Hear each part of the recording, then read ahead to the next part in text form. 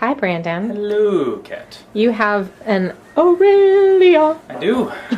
Nuova Simonelli Aurelia. Aurelia 2. Numero Yes. dos. Okay, so it's a commercial espresso machine. It is a commercial espresso machine. Why don't you take me through its stats? This is a 2-group Aurelia, and I'll get into this in a second, but Aurelia 2 volumetric. Okay. It is a high volume machine. So this is for very high volume cafes. What do you mean by that? 300 drinks a day. Okay. I mean, people really doing a good amount of work. A lot of our cafes in Seattle have this. People that are really just running this Constantly. just back to back to back to back. Okay. It is still a heat exchange machine on this set of machines. All right. It only comes in, it does not come in a 1 group. So it's 2 group to 3 group to 4 group. All right. Okay.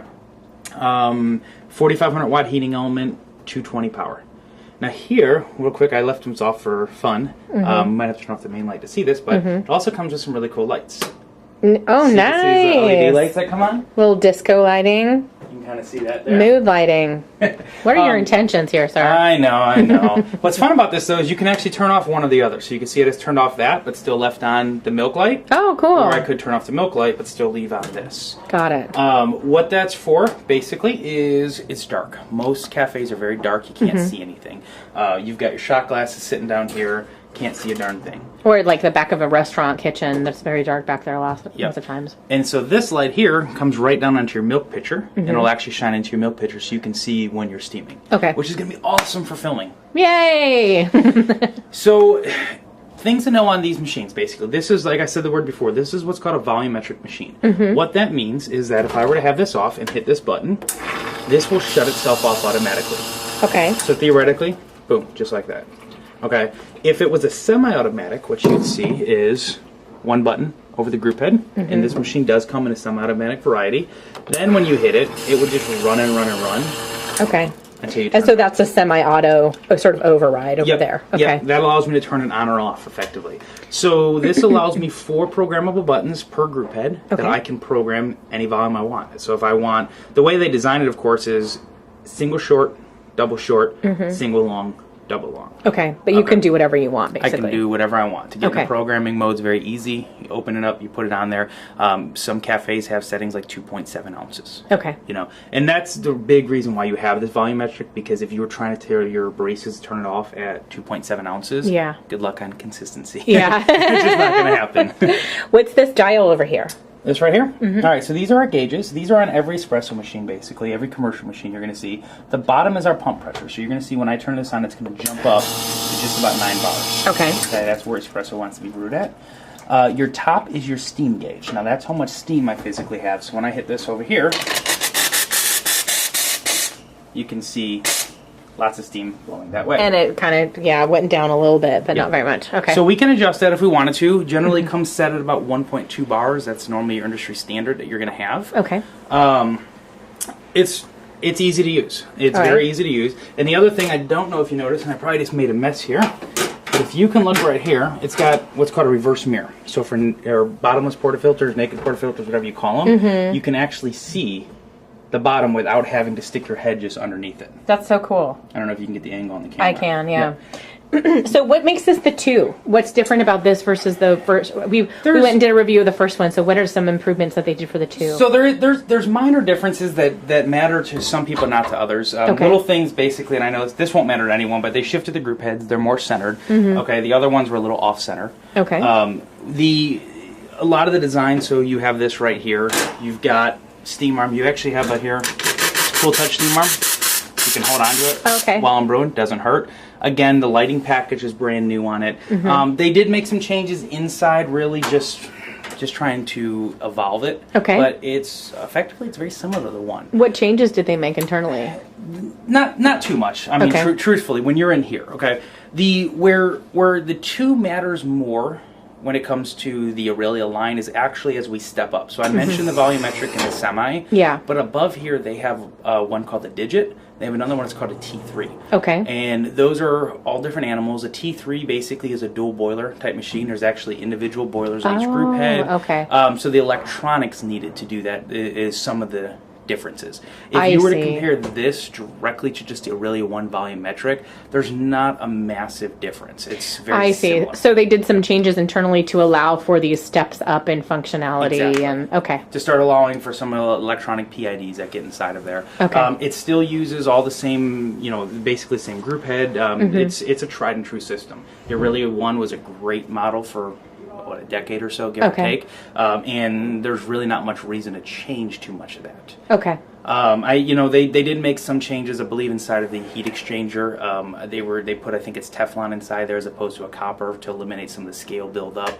So it's little things you just don't see. So one of the things they have in here, you'll see it called SIS, but it's soft infusion system. What that basically is, if you will, is there's a chamber inside. So when we turn on this group and I hit it, it doesn't hit the puck with 9 bars worth of pressure. It actually hits this little chamber and kind of swirls it around effectively to soften the blow onto it. One of the cool things about this machine, I'm going to show you here, you're going to like this. It's one of the few machines, we're going to come over here and do this.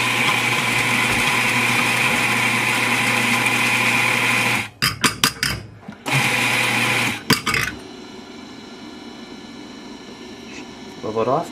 I'm not going to tamp this shot. I'm actually just going to put it in. Untamped.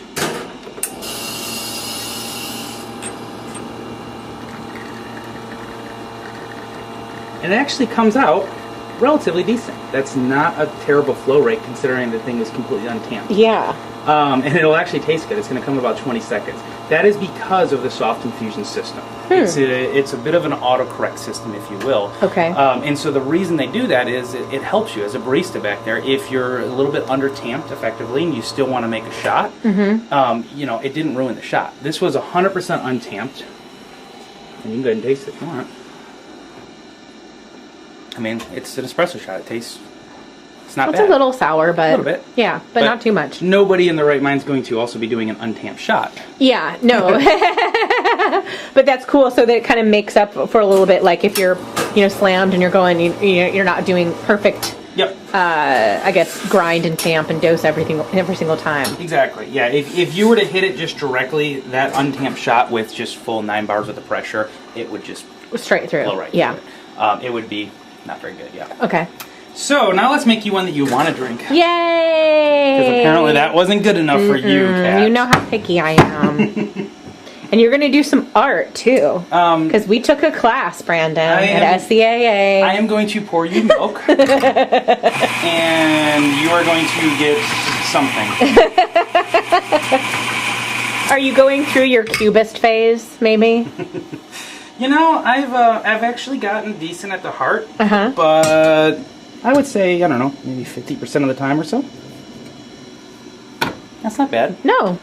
Considering I know nothing about it. And you just started, I just started. Do you want a latte or espresso? Yeah, let's do latte.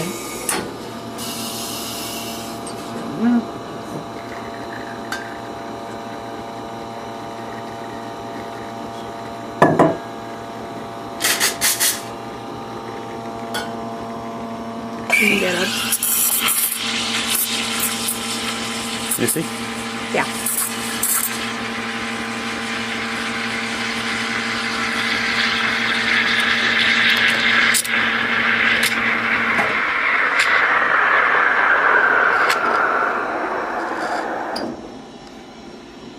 That's what I always forget about these machines.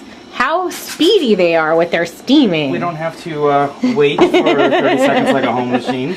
Or 30 seconds is a fast home machine. Yes, it's very, very quick.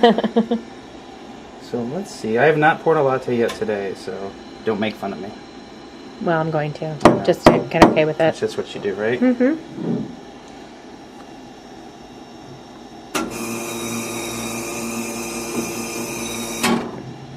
That's like a very, it's got the striations. Yeah, it's not bad for a first attempt. No, it's not. I bet you it tastes pretty good. It looks really nice too, just the milk quality looks nice. Like I can't really. Here, why don't you pick it up and taste it? Let me taste it for you. Yeah? It's really good, you're missing out. See, I make her a almost heart, and I still don't get her approval. Very simple, very quick. Again, that's why you're looking at all that steam pressure that's coming out of there. Yeah. That is why it makes it fast, and that's why it's a production machine. Cool. You know, when you go into a cafe, you don't want to stand there for 15 minutes waiting for a drink. Quick, simple. Again, full volumetric controls. We didn't get too much into the steam arms here, but it's a push-pull steam arm, so I can actually feather it. Going up. Yeah. Or pull it on. Like that. Same as the Aurelia 1. It's the same type of steam arm effectively there. Cool. And that's the Aurelia volumetric 2-group espresso machine. The Aurelia 2. Thank you, Brandon. Thank you.